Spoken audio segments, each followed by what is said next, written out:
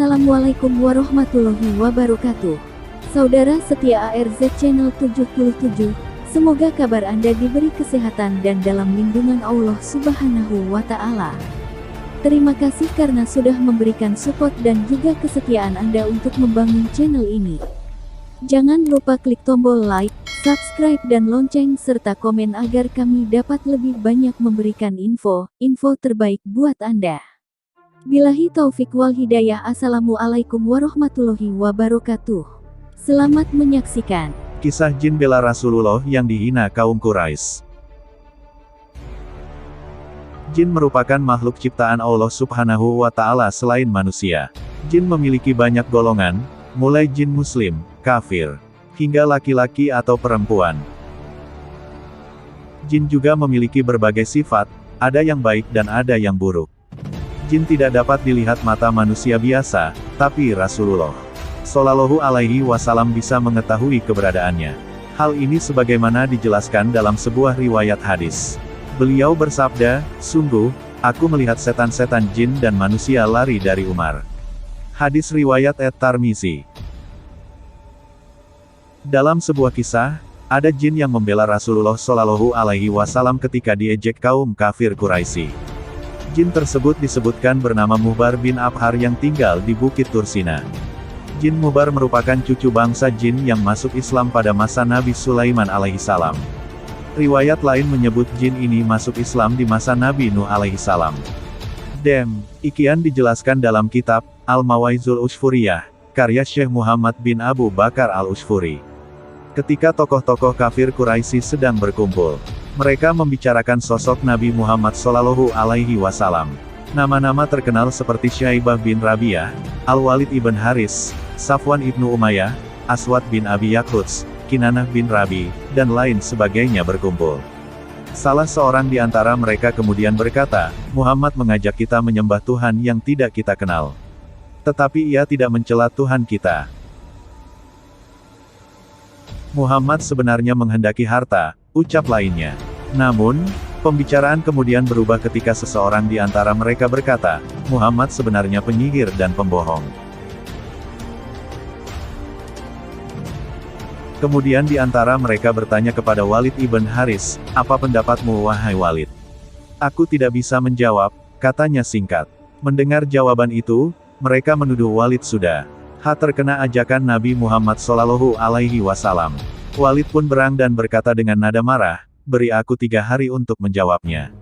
Maka bubarlah perkumpulan itu. Kemudian Walid pulang ke rumahnya.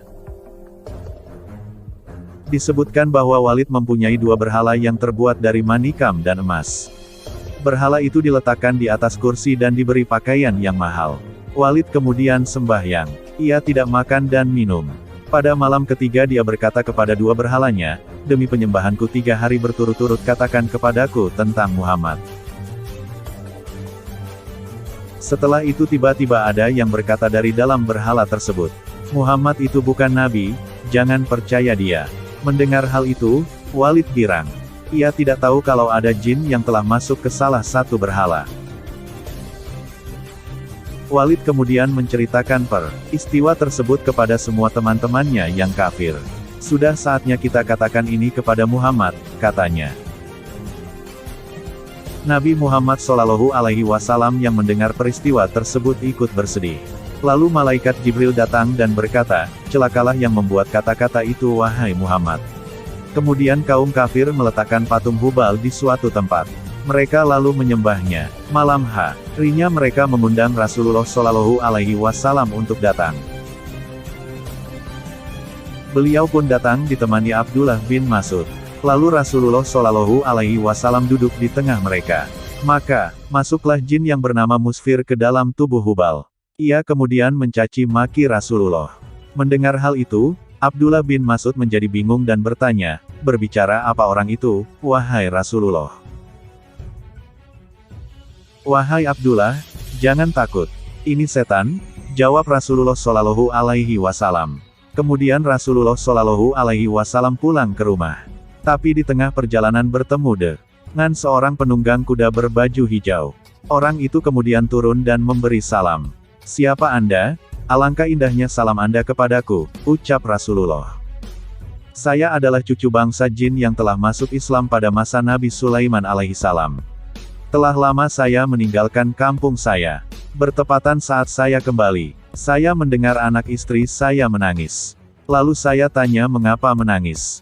Istriku pun menjawab bahwa Musfir telah memperbohongkan Muhammad.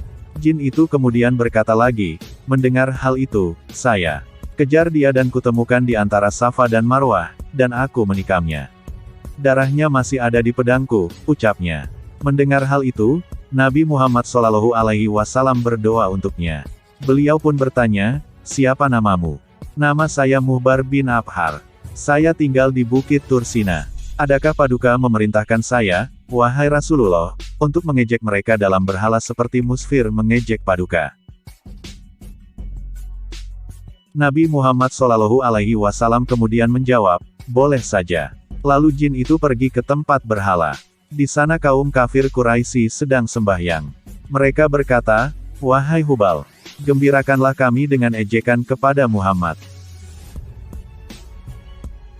Jin yang telah masuk pada tubuh Hubal itu kemudian berkata, wahai penduduk Makkah, orang ini adalah nabi yang benar. Muhammad mengajakmu pada kebenaran tetapi kalian menganggapnya kebatilan.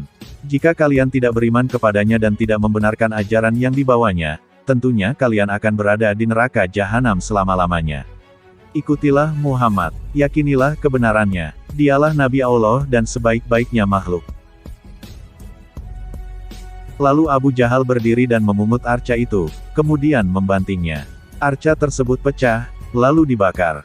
Rasulullah SAW kemudian pulang dengan hati gembira dan mengubah nama jin Islam dari Bukit Tursina itu dengan Abdullah ibnu Abhar. Sebagai bentuk pembelaannya kepada Rasulullah SAW, jin tersebut melantunkan syair. نقطة. أنا عبد الله بن عبهر هاش أني قتلت ذا الفجور مسفرا. Aku adalah Abdullah bin Abhar. Sesungguhnya aku telah membunuh setan yang durhaka yaitu Musfir. Wallahu a'lam bishawab.